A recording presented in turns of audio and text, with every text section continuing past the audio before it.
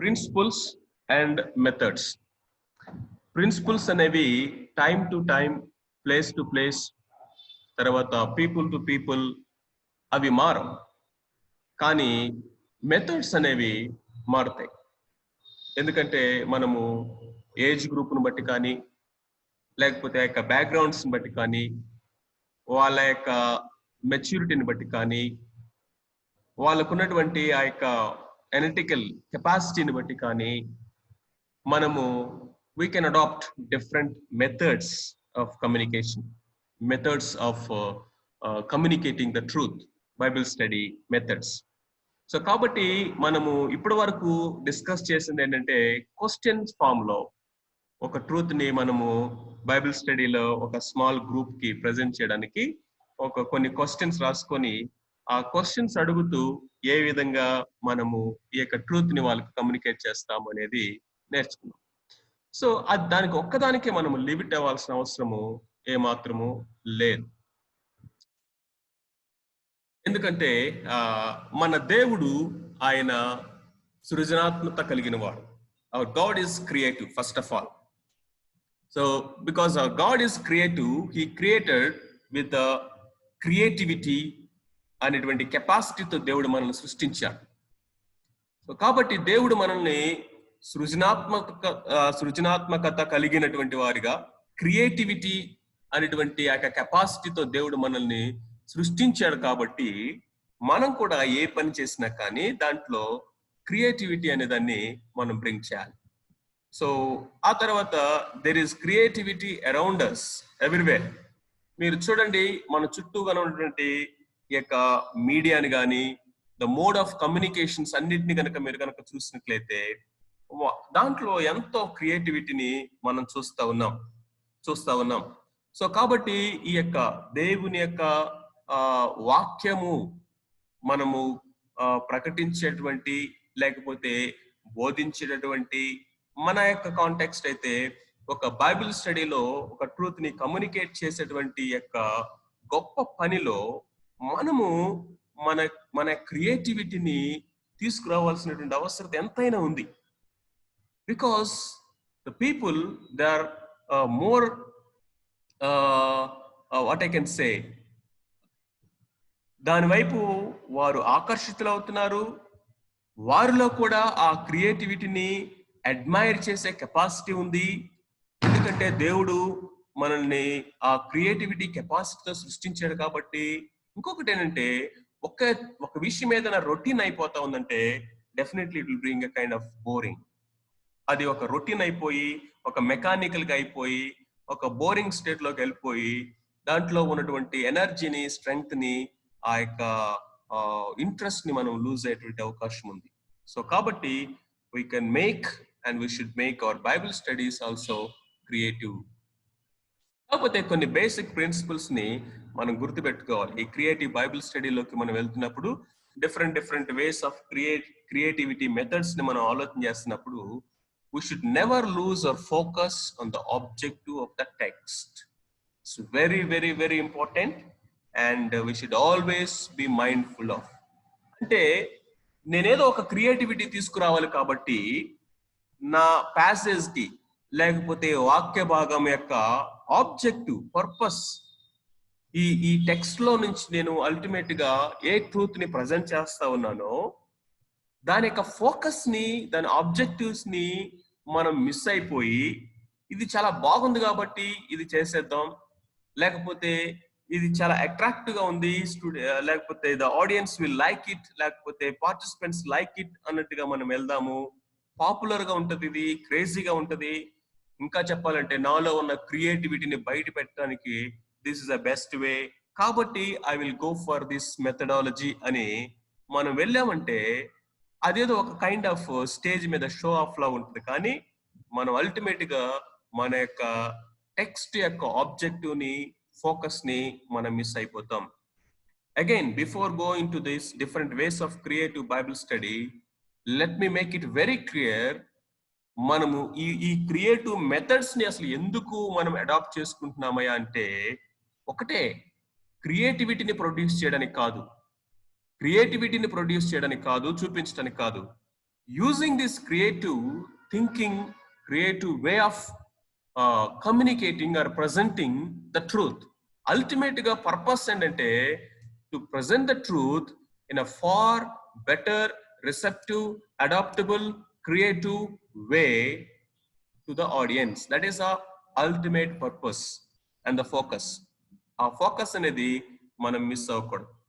So ఈ creative Bible study అనేది కొంచెం యూత్ కి ఆలోచించగలిగిన వారు, కొంచెం ఎనర్జెటిక్ గా పార్టిసిపేట్ చేయగలిగిన వారు, పార్టిసిపేట్ చేయడానికి ఉవ్విలూరుతూ ఎంతూజియాస్టిక్ గా ఉండేటటువంటి గ్రూప్స్ కి మనం ఇలాంటి మెథడ్స్ ని అడాప్ట్ చేసుకుంటే ఇంకా మంచిది. కాబట్టి నేను యూత్ స్టూడెంట్స్ అని ఇక్కడ రాయడం జరిగింది. సో జనరల్ గా ఏంటంటే కొన్ని ఆ యొక్క యాక్టివ్ ఇన్వాల్వ్మెంట్, డైనమిక్ ఇన్వాల్వ్మెంట్ మనం పురికొల్పినప్పుడు కొంచెం ఏజ్డ్ పీపుల్, పెద్దవాళ్ళు, స్త్రీలు కొంచెం వాళ్ళు మౌనంగా ఉండడానికి ఎక్కువ అవకాశం ఉంటుంది. వాళ్ళు జనరల్ గా ప్రశాంతంగా కూర్చొని మాట్లాడటానికి ఇష్టపడతారు. కొన్ని యాక్టివిటీస్ లో యాక్టివ్ గా ఇన్వాల్వ్ అవడానికి ఎక్కువగా యూత్ ఎనర్జెటిక్ గా ఉంటారు. కాబట్టి ఎక్కువగా ఈ క్రియేటివ్ బైబిల్ స్టడీ మెథడ్స్ మనం డిస్కస్ చేసుకోబోయేవి యవనస్తులైనటువంటి వారికి ఎంతో ఉపయోగపడతాయి. అలాగని పెద్దవాళ్ళకి మాకు కూడా ఎనర్జీ ఉంది, మేము కూడా ఇన్వాల్వ్ అవుతాం అంటే it's more welcome. And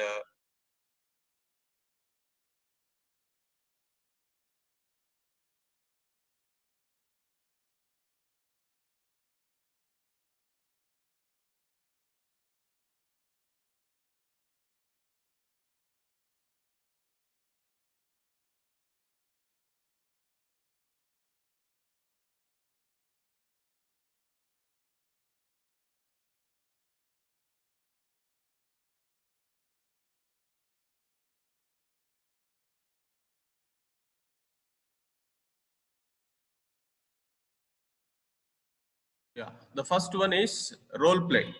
Role play is something like a skit. అంటే మనం ఒక బైబిల్ స్టడీని తీసుకుంటా ఉన్నప్పుడు ఫస్ట్ మనం క్రియేటివ్ వే ఏంటంటే ఒక చిన్న స్కిట్ ద్వారా మనం ఏదైతే చెప్పాలనుకుంటున్నామో దాన్ని ప్రజెంట్ చేయొచ్చు. లైక్ కొన్ని ప్యాసేజ్ చక్కగా ఇది ఈవెన్ బిలీవర్స్ కైనా సరే, ఈవెన్ ఇవాంజలిస్టిక్ వాళ్ళకు కూడా మనం ఖచ్చితంగా ఇది ట్రై చేయొచ్చు. అప్పుడు ఇంకా మోర్ ఎక్సైటింగ్ గా, ఇంట్రెస్టింగ్ గా దాంట్లో ఉన్నటువంటి ట్రూత్ కి వాళ్ళు కనెక్ట్ అవుతారు. Dramatizing the story in the Bible, ఆ యొక్క మేబీ తప్పిపోయిన కుమారుడు గురించి కానీ, లేకపోతే గెరాసన దేశంలో దయాలు పట్టిన వాళ్ళు, కొన్ని ఏమో మనం బిలీవర్స్ కి చూస్ చేసుకోవాలి, కొన్ని ప్యాసేజ్ ఏమో ఇవాంజలిస్టిక్ మనం చూస్ చేసుకోవాలి. సో ఆ విధంగా కొన్నిసార్లు కంప్లీట్ గా కొత్త వాళ్ళు అయితే వాళ్ళలో ఒకరు ఇద్దరు యాక్టివ్ పర్సన్స్ ఎవరంటే వాళ్ళు ఇన్వాల్వ్ చేయొచ్చు. లేకపోతే మన యొక్క ఎవరైనా మన యొక్క విశ్వాసులైన వారు ఇన్వాల్వ్ చేసి ఒక స్కిట్ లాగా ప్రజెంట్ చేసిన బాగుంటుంది. బట్ మోర్ ఓవర్ గ్రూప్ ని ఇన్వాల్వ్ చేస్తేనే దీని యొక్క పర్పస్ ఇంకా ఎక్కువగా మనం నెరవేర్చిన వారం అవుతాం. సో కాబట్టి ఇవాంజలిస్టిక్ అయినా లేకపోతే బిలీవర్స్ బైబిల్ స్టడీ అయినా ఆ యొక్క ప్యాసేజ్ ని బట్టి మనము ఒక డ్రామటైజింగ్, నెరేటింగ్ ద స్టోరీ, వాళ్ళకి ముందుగానే స్టోరీ మొత్తాన్ని ఒక స్కిట్ లాగా నెరేట్ చేసి దాంట్లో వాళ్ళు ఇన్వాల్వ్ చేసి డిఫరెంట్ క్యారెక్టర్స్ ఇచ్చి, మనకంతా ఇది బాగా తెలిసిందే స్కిట్ వేయటం అనేది. సో ఇప్పుడు ఆ యొక్క స్కిట్ ను మనం ముందే ఎనాక్ట్ చేసి వాళ్ళ ముందు చూపించి, ఆ తర్వాత వాళ్ళని డ్రామా అయిపోయిన తర్వాత you can discuss why you enacted that character like that. ఇప్పుడు ఆ క్యారెక్టర్ లో నువ్వెందుకు అలా యాక్ట్ చేసావు, చాలా ఎమోషన్స్ బిల్డ్ చేసావు, అలాంటి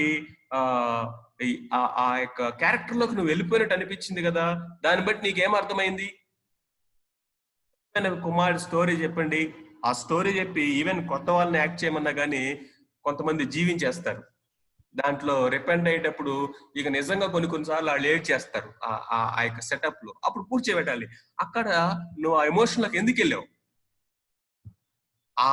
ఆ పాయింట్ దగ్గర కనుక మనం గనక పట్టుకున్నామంటే అసలు అద్భుతంగా మనకు అక్కడ రిపెంటెన్స్ గురించి మనం ప్రజెంట్ చేసేయచ్చు.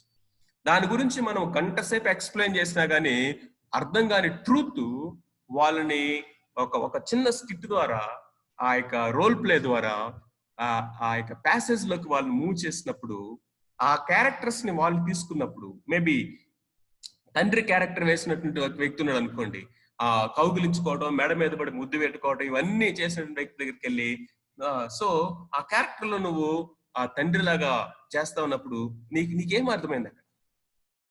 సో తండ్రి యొక్క హృదయాన్ని, క్షమాపణని, ప్రేమని, పాపం యొక్క పతనాన్ని, పశ్చాత్తాపం వల్ల వచ్చేటువంటి యొక్క ఆ యొక్క ఆశీర్వాదాలు, ఇవన్నిటిని మనము ఒక 2 hours ఎక్స్ప్లెయిన్ చేసిన అర్థం కానిది వాళ్ళని క్యారెక్టర్స్ లోకి మనం పుల్ చేసినప్పుడు definitely it will reach their hearts, it will touch their hearts.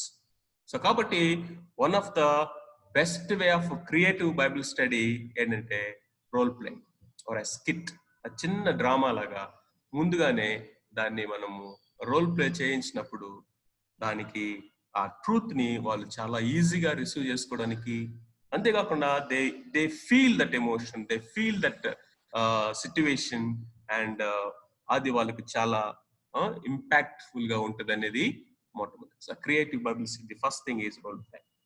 Second thing is art and craft. Art and craft అంటే, say for example, you discuss the passage just for 5 minutes so that everybody understands the concept, and then ask them to make a montage అంటే different pictures తో పెద్ద picture ని cuttings తో కానీ, లేకపోతే different objects తో, paintings తో ఒక పెద్ద పోస్టర్ లాంటి తయారు చేయటం, లేకపోతే ఒక పెయింటింగ్ తయారు చేయటం, లేకపోతే ఒక న్యూస్ పేజ్ యొక్క ఫ్రంట్ పేజ్ ని డిజైన్ చేయమని చెప్పడం, ఒక చిన్న narration, articles and article pictures లాగా ఒక ఫ్రంట్ పేజ్ లాంటిది డిజైన్ చేయమని చెప్పడం, లేకపోతే ఒక పోయం, దీని మీద ఒక కవిత రాయమని చెప్పడము, right a poem on this అని మనము వాళ్ళకి చెప్పొచ్చు. సో దీంట్లో again look at this. So మొన్న ఎడ్వర్డ్ విలియమ్సన్ ఒక చక్కని ఎగ్జాంపుల్ చెప్పారు. మోషే ఇత్తడి సర్పాన్ని పైకి ఎత్తినప్పుడు అరణ్యములో ఆ ఇత్తడి సర్పం వైపు చూసినటువంటి వారు అందరూ కూడా ఆ పాము కాటు నుంచి తప్పించుకున్నారు అనేది మనకు తెలుసు. సంఖ్యాకాండంలో ఆ విషయం ఉంటది. యేసుక్రీస్తు ప్రభువు వారు దాన్ని యోహాను సువార్త 3వ అధ్యాయంలో దాన్ని ప్రస్తావించారు. సో ఇప్పుడు ఒక ఆయన అద్భుతమైన పెయింటింగ్ వేశాడంట.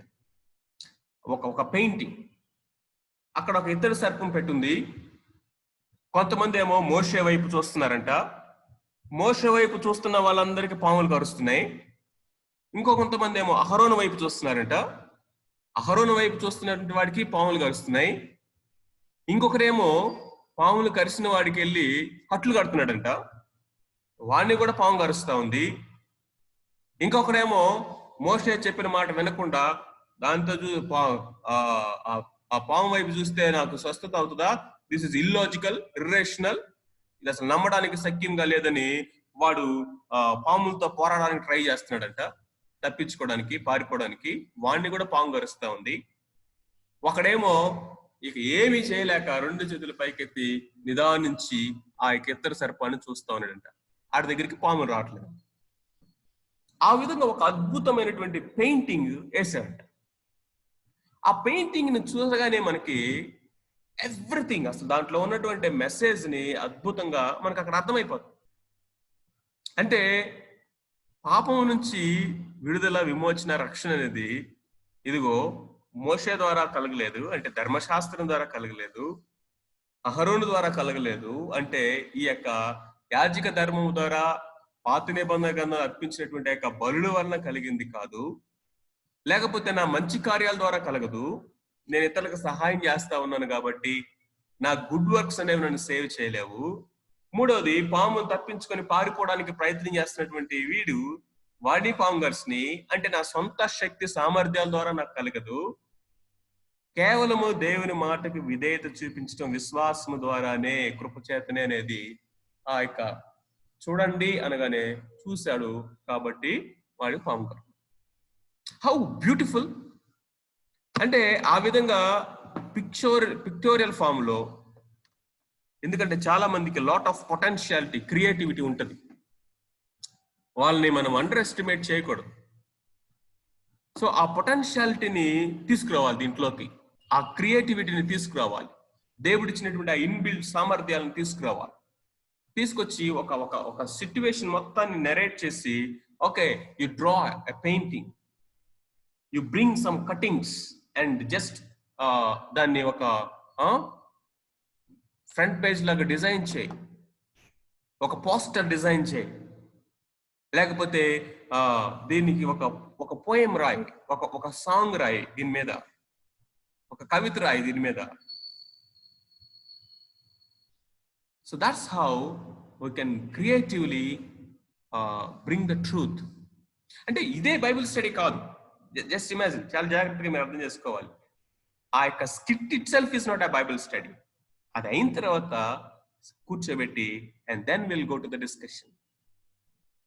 అండ్ దెన్ ఈ విధంగా వాళ్ళకి మనం చెప్పి కొంత టైం ఇచ్చి ఈ విధంగా డ్రా చేయమన్న తర్వాత again will SIT and discuss. అప్పుడు అది చాలా ఏరియాస్ ని బ్రేక్ చేస్తుంది, వాళ్ళ మైండ్స్ ని ఫ్రీ చేస్తుంది, వాళ్ళు టెక్స్ట్ లోకి ప్యాసేజ్ లోకి ఈజీగా వాళ్ళు చొరబడతారు.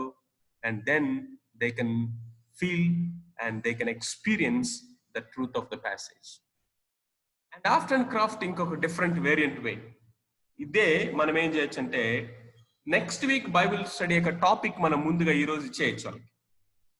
You can announce the next week topic or a portion of the passage in advance and ask the students or the participants to make something and bring the next week related to the text or the topic.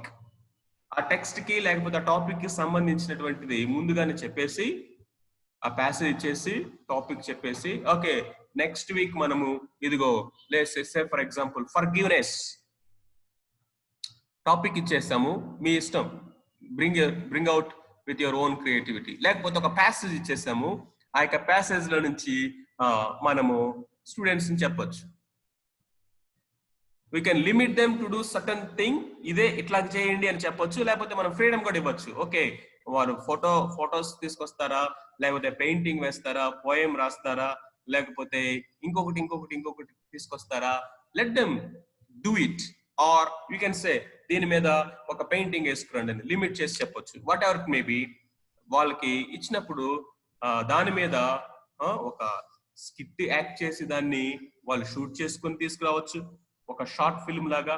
లేకపోతే దాని మీద కొన్ని photos collect చేసి దాంట్లో నుంచి ఒక poster లాగా design చేయొచ్చు, పెయింటింగ్ వేసి రావచ్చు, దాని మీద వాళ్ళకి ఏదైనా పోయం వస్తే రాయొచ్చు. ఈ విధంగా కొన్ని వాళ్ళు తీసుకొని వచ్చినప్పుడు దెన్ వాళ్ళకి కొన్ని ప్రైజ్లు ఇచ్చి ఎంకరేజ్ చేసి and then you can ask why ఈ ఫర్గివ్నెస్ గురించి నువ్వు ఆలోచిస్తున్నప్పుడు ఇది ఇలా ఎందుకు వేసావు, ఇలా ఎందుకు రెస్పాండ్ అయ్యావు, దీంట్లో నుంచి నువ్వేమో.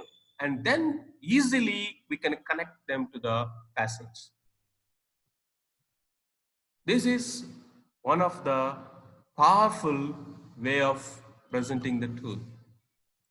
Then using audio and video మనం అప్పుడప్పుడు చేస్తాను ఉంటాం. ఇది ఈవెన్ బైబిల్ స్టడీస్ లో కూడా చేయొచ్చు. మనం జనరల్ గా గాస్పల్ మీటింగ్స్ లో లేకపోతే ఏదన్నా ఒక టాపిక్ ని ఒక ప్రెజెంటేషన్ టీచింగ్ టైంలో మనము ఈ ఆడియో వీడియో అనేది జనరల్ గా చేస్తూ ఉంటాం. ఒక క్లిప్ ని ఒక వీడియోని ప్రజెంట్ చేయడం. ఫర్ ఎగ్జాంపుల్ దేవుని ప్రేమ గురించి మనం చెప్పాలనుకోండి, ఆ యొక్క బ్రిడ్జ్ దగ్గర ఆ గేట్ మ్యాన్ ఎవరైతే ఉన్నారో వాళ్ళ బాబు దాని కింద పడిపోయినప్పుడు, బ్రిడ్జ్ కింద పడిపోయినప్పుడు తండ్రి ఏ విధంగా అయితే ఆ ట్రైన్ లో ఉన్న వాళ్ళందరినీ కాపాడటానికి ఆ లీవర్ ని తను ప్రెస్ చేసి తన కుమారుని పోగొట్టుకొని ఆ ట్రైన్ లో ఉన్న వాళ్ళందరినీ కాపాడాడు. ఆ షార్ట్ ఫిల్మ్ ని లేకపోతే ఆ క్లిప్ ని మనం ప్రజెంట్ చేసిన తర్వాత and then you can enter into the passage or a topic. Or you can play a song, ఒక అద్భుతమైన రిలవెంట్ సాంగ్ ఏదైనా ఉంటే దాన్ని ప్లే చేసిన తర్వాత యూ కెన్ స్టార్ట్. లేకపోతే ఒక స్మాల్ టెస్టిమోనీ, ఒక పర్సనల్ ఎక్స్పీరియన్స్ ని అక్కడ మనం షేర్ చేయొచ్చు.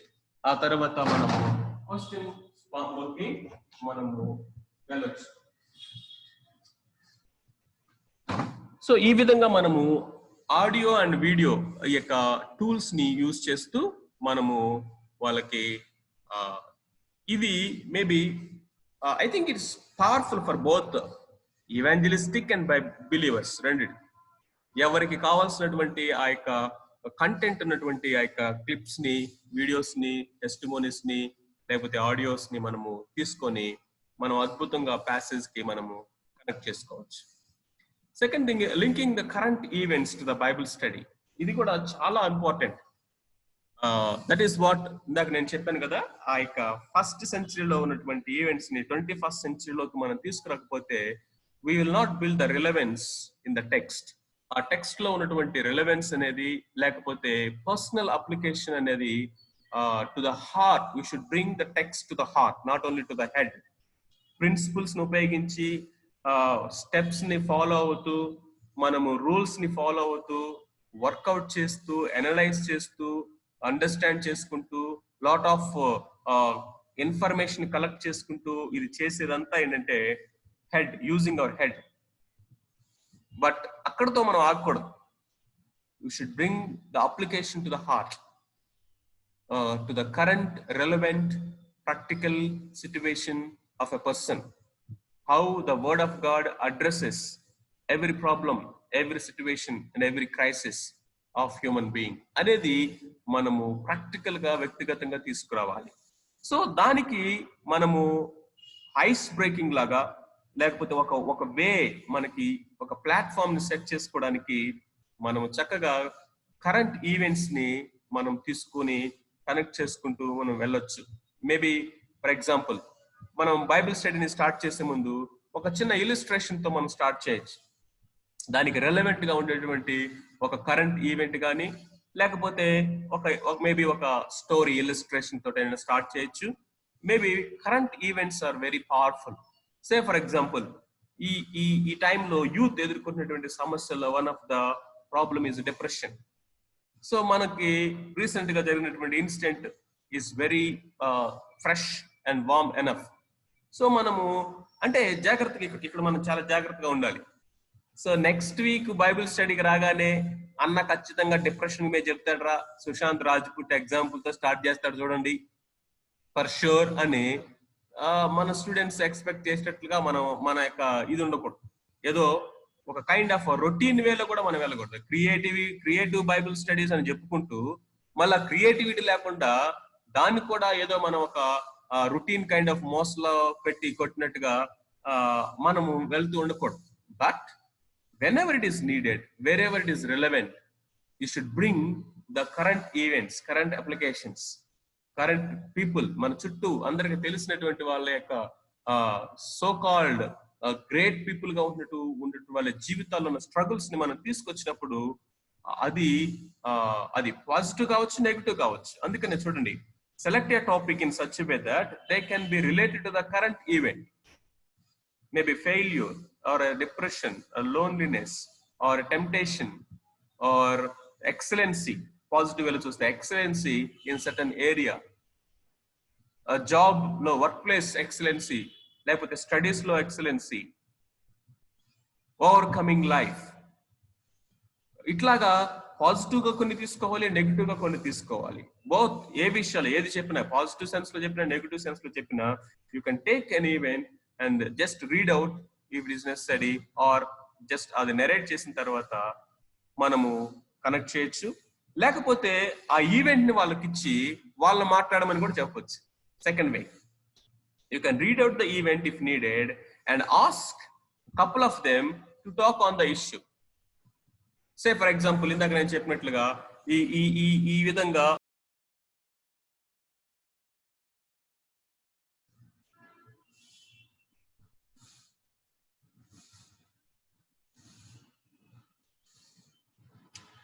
వాళ్ళ యొక్క ఇన్వాల్వ్మెంట్ అనేది మనం చూస్తాం. రైట్, రూమ్ సెటప్ అనేది కూడా చాలా ఇంపార్టెంట్. మనము వాళ్ళని డిఫరెంట్ ప్లేసెస్ లో మనము మీట్ అవటం అనేది కూడా one way of creative Bible study. కొన్నిసార్లు పాసిబుల్ అయితే చిన్న గ్రూప్స్ అయితే you can meet somewhere in the, కొంత ప్రశాంతంగా ఉండగలిగితే ఇట్లాంటి కాఫీ షాప్స్ లాంటివి, లేకపోతే కొంచెం అవుట్డోర్, లేకపోతే ఒక చిన్న లాన్ లోకి తీసుకెళ్ళక గ్రీనరీలో చెట్టు కింద కానీ అట్లాగా మనం కొంచెం ప్రతిసారి చర్చ్ లోనే అన్నట్టుగా, ప్రతిసారి ఒక రూమ్ లోనే అన్నట్టుగా కాకుండా కొన్నిసార్లు we can change the places that will really help them to think. Even అది కూడా కొన్నిసార్లు మేబీ దేవుని యొక్క సృష్టి గురించి మనం ఏదైనా న్యాచురల్ రెవల్యూషన్ గురించి ఏదైనా చెప్పాలనుకోండి, better to take them. Possible ఉంటే హిమాచల్ ప్రదేశ్ లాంటివి అయితే చక్కగా మనం బయటికి తీసుకెళ్లి ఒక హిల్స్ వ్యాలీ తీసుకెళ్లి కూర్చోబెట్టి, ఇవి అది కూడా మనకు పాసిబిలిటీ ఉంటే చక్కగా బయటికి తీసుకెళ్లి అప్పుడు ఎక్స్ప్లెయిన్ చేస్తున్నప్పుడు లుక్ ఎట్ అన్నప్పుడు మనం ఆటోమేటిక్ ఒక స్టేజ్ ని సెట్ చేసిన వాళ్ళం అవుతాం. సో అట్లాగా మనము కొన్నిసార్లు ఆ సిచ్యువేషన్ బయటికి తీసుకువెళ్ళి ఆ ప్లేస్ లో దానికి రిలవెంట్ గా ఉన్నటువంటి ఆ రూమ్ సెటప్ అనేది మనం చూడవచ్చు. These are different ways. Filling the blanks అనేది ఇంకొకటి. మనం ఒక చక్కగా ఒక డ్రాఫ్ట్ లాంటిది ప్రిపేర్ చేస్తూ ఒక చిన్న చిన్న క్వశ్చన్స్ లాగా, ఈవెన్ అది క్విజ్ లాగా కావచ్చు, లేకపోతే ఫిల్లింగ్ ద బ్లాంక్స్ లాగా కావచ్చు, మనం చెప్తూ ఉండగానే ఎక్స్ప్లెయిన్ చేస్తూ ఉండగానే వాళ్ళు కూడా అడగొచ్చు. You can just fill the gaps అని మనం ఇన్వాల్వ్ చేసేటువంటి మెథడ్ ఒకటి. ఇది కూడా ఒక మోస్ట్ ఐ థింక్ క్రియేటివ్ వేలో ఇది కూడా చాలా బాగుంటది. మనం ఒక టెక్స్ట్ ని ఇచ్చి మేబీ వాళ్ళు Hindi, Telugu, English, Bible 3 language కనుక వచ్చిన వాళ్ళైతే ఆ బైబిల్స్ వాళ్ళ దగ్గర పెట్టుకొని ఆ ప్యాసేజ్ ని నీ ఓన్ ట్రాన్స్లేషన్ అంటే నీకు అర్థమైనటువంటి మాటల్లో నీ ఓన్ వర్డ్స్ ని చేస్తూ రాయమని చెప్పొచ్చు. ఆ విధంగా చెప్పడం ద్వారా మనకి ఏమవుతుందంటే they will put their mind and they will try to use their vocabulary, and not only that there emotions, there expressions ని వాళ్ళ సొంత మాటల్లో ఆ ప్యాసేజ్ గురించి వాళ్ళకి ఏమర్థమైందో పెట్టడానికి అవకాశం ఉంది. ఆ తర్వాత మనం వాళ్ళని you can just read out అని చెప్పి ఒక 1 or 2 minutes లో దాంట్లో నీకేమర్థమైందో ఎక్స్ప్లెయిన్ చేయమని చెప్పినప్పుడు అది మనకి ఇంకా ఈజీగా వాళ్ళ యొక్క ఆ స్థితి ఎలా ఉంది అనేది అర్థమవుతుంది. అంతకంటే ముఖ్యంగా వాళ్ళు కూడా కొంత రీసెర్చ్ వేలో 2-3 వర్షన్స్ లేకపోతే ఇంగ్లీష్, తెలుగు లాంగ్వేజెస్ చూసుకొని దాంట్లో నుంచి మేబీ బిలీవర్స్ బైబిల్ స్టడీకి ఇది బాగా ఉపయోగపడుతుంది. ఓన్ ట్రాన్స్లేషన్, ఓన్ అండర్స్టాండింగ్స్ లో రాయడానికి అవకాశం ఉంటుంది. యూజింగ్ ద సింబల్స్, ఇది కూడా ఒక వే. మనము ఇంకా కొంచెం ఆలోచించగలిగినటువంటి వాళ్ళు, కొంచెం క్రియేటివ్ గా చేయగలిగిన కెపాసిటీ ఉన్నటువంటి గ్రూప్ అయితే కొన్ని సింబల్స్ ఇచ్చి ఆ యొక్క వర్సెస్ ఎక్కడైతే వస్తావని దానికి సంబంధించినవి ఆ సింబల్స్ ని అక్కడ నోట్ చేయమని చెప్పొచ్చు. సే ఫర్ ఎగ్జాంపుల్ ఒక ట్రయాంగిల్ లాగా కానీ, పిరమిడ్ లాగా కానీ, లేకపోతే అప్ యారో లాంటిది కానీ రిలవెంట్ గా ఉండేది ఏదైనా సరే ఆ సింబల్ ఇచ్చి wherever God, Father, Son or the Holy Spirit ముగ్గురులో ఎవరైనా సరే ఎక్కడ కనపడినా కానీ అక్కడ ఈ సింబల్ ని దాని మీద మార్క్ చేయమని చెప్పొచ్చు. లేకపోతే సిన్ గాని, హ్యూమన్ నేచర్ గాని, మానవుని యొక్క స్వభావము, ఆ పాపానికి సంబంధించినటువంటి లక్షణాలు ఎక్కడ కనపడినా కానీ మేబీ డౌన్వర్డ్ యారో అక్కడ జస్ట్ మార్క్ చేయమని చెప్పొచ్చు. అర్థం కానివి, అండర్స్టాండింగ్, నీడ్ అనేటువంటి విషయాల క్వశ్చన్ మార్క్ అని పెట్టచ్చు. కొత్త కొత్త ట్రూత్స్ నువ్వు ఫైండ్ అవుట్ చేసినటువంటి న్యూ థింగ్స్ ఎక్కడ ఉంటే అక్కడ ఒక బల్బ్ సింబల్, ఓకే వెలిగింది ఇక్కడ, ఓహో ఏది వెలిగింపు బాగుంది అనేటువంటిది. తర్వాత ఎక్సైటింగ్ థింగ్స్, బాగా సర్ప్రైజింగ్ ఎక్సైటింగ్ థింగ్స్ ఏమైనా ఉంటే ఇలాగా ఎక్స్ప్లెనేషన్ సింబల్ పెట్టచ్చు. తర్వాత నువ్వు విధేయత చూపించాల్సినవి, నువ్వు అప్లై చేసుకోవాల్సినవి నీ ఏరియాస్ లో ఏమైనా ఉంటే దానికి ఫార్వర్డ్ అటువంటి arrow. And these arrows you can change based on the convenience of their meaning. But ఇలాంటి వాక్య భాగాలు మేబీ దేవునికి సంబంధించిన అట్రిబ్యూట్స్, టాకింగ్ అబౌట్ గాడ్ అన్నప్పుడు ఒక symbol, it's talking about the human and human nature and difficult things unable to understand and discovered new things, లేకపోతే కొత్త విషయాలు, enlightenment of the new truths, అవి లేకపోతే కొన్ని exciting things, obedience where obedience is needed, where application is needed. ఇట్లాంటివి కొన్ని areas ని తీసుకొని దానికి కొన్ని సింబల్స్ ని మనం ఫామ్ చేసుకొని అట్లాంటి సింబల్స్ తో మనము ఒక ప్యాసేజ్ తీసుకొని బైబిల్ స్టడీ చేసుకోవచ్చు. ఎందుకంటే the moment you look at the passage, ఆ యొక్క వాక్యము, ఆ జస్ట్ ఆ ఫ్రేజ్ దేని గురించి మాట్లాడుతూ ఉంది? Is it about God or about a sinful nature of a man, or it is a truth, or there is demands any kind of obedience or application అనేది అట్లా చూడగానే సింబల్స్ ద్వారా మనకి అర్థమవుతుంది. ఇవి కొన్ని మాత్రమే, జస్ట్ కొన్ని ఫ్యూ మీ ముందుకు తీసుకురావడం జరిగింది. ఇప్పుడు మనకున్నటువంటి గ్రూప్ కి ఆల్మోస్ట్ మనము కొంచెం దగ్గరగా మనం అప్లై చేసుకోగలిగినటువంటి ఉన్నాయి. ఇంకా కొంచెం ఇంకా మెట్రో తర్వాత ఈవెన్ కొంచెం ఫాస్ట్ కల్చర్ లో కనుక మనం చూసినట్లయితే even far different and more ఇంకా ఎక్కువగా పీపుల్ ని, పార్టిసిపెంట్స్ ని ఇన్వాల్వ్ చేయగలిగినటువంటివి ఇంకా యూజ్ చేస్తా ఉన్నారు. సో స్టూడెంట్స్ కి, యూత్ కి ప్రత్యేకంగా కనుక మనం చూసినట్లయితే. బట్ ఫర్ అవర్ గ్రూప్ ఉన్నటువంటి వారికి మనము అడాప్ట్ చేసుకోగలిగినటువంటి డిఫరెంట్ క్రియేటివ్ మెథడ్స్ ఏంటి అనేవి మనము ఈరోజు చూడటం జరిగింది. సో ఈ విధంగా ఏంటంటే మనము నాట్ ఓన్లీ జస్ట్ సింప్లీ ఒక క్వశ్చన్ ఆన్సర్ అనేది ఒక్కటే కాకుండా ఈ విధంగా డిఫరెంట్ వేస్ లో మనము ఆ యొక్క గ్రూప్ ని ఇన్వాల్వ్ చేయడానికి, ట్రూత్ ని కమ్యూనికేట్ చేయడానికి మనము క్రియేటివ్ వేస్